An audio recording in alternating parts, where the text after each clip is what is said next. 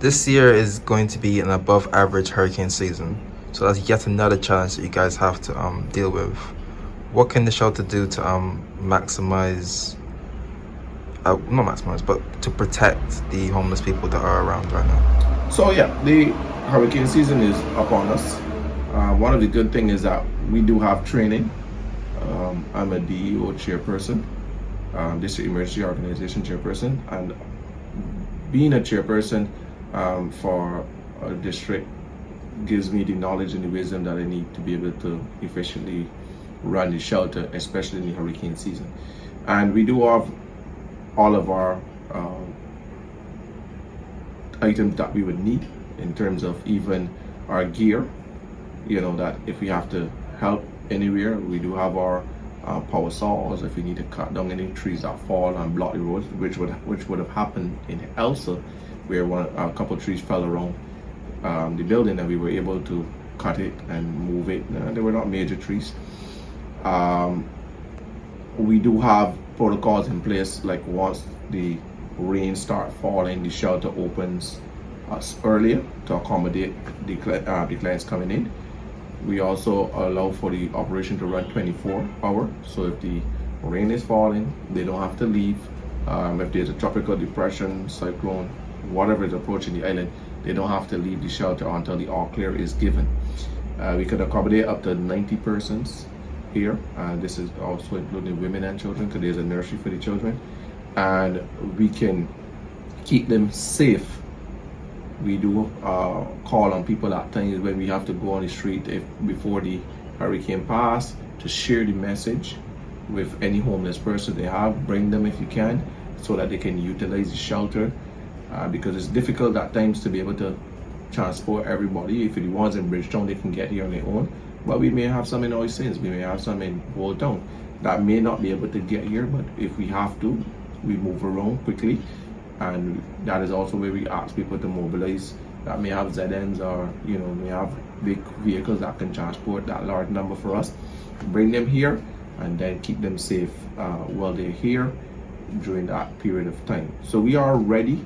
We do need more help in terms of getting the building, because we do have a building that has glass on it, and so we're getting ready to get a quotation to be able to have the shutters put on the glass. There are some of the glass are protected. We remove some and put other type of windows that are safer, but there's some parts that they're very costly to move, because the building is a building that was in existence before we came here. I'm hoping that Barbados could initiate a policy that would look at, once there is a like how we did for the emergency protocols during COVID, that no one could be on the street for this particular period of time, like how we did that, and everyone was subjected to that particular policy protocol, including the homeless.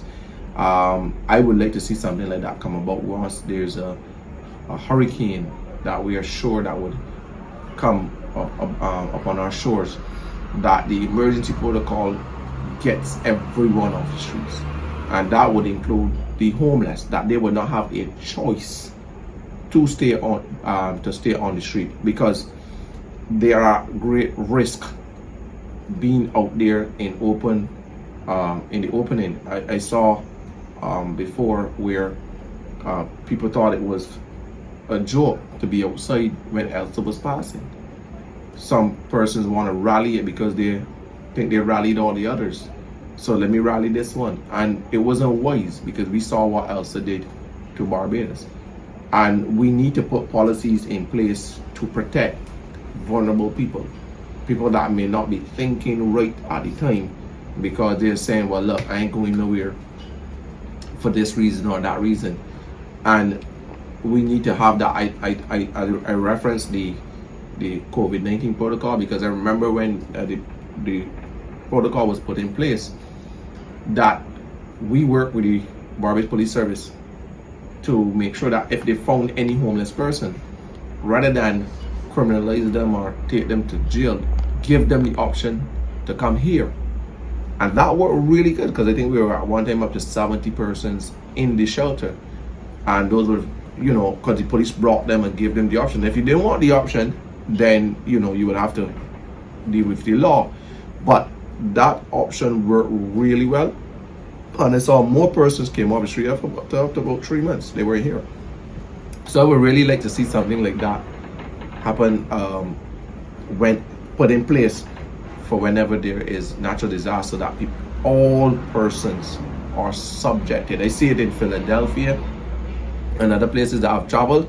Once they go below zero, automatically every homeless person has to come off the street and find a shelter. If not, they can be arrested and charged and put into prison, and it's for their safety, because it's not easy out there when it's below zero. And similarly here, when you have debris and different things flying all over the place, it is not easy. So I would prefer to see them in a safer environment than to see them out in the public. When we think about, generally as people, when we think about hurricane protection or hurricane preparedness, we think about protecting our homes, making sure we have perishable food items. What would you like to tell the general public in terms of the homeless people and helping them?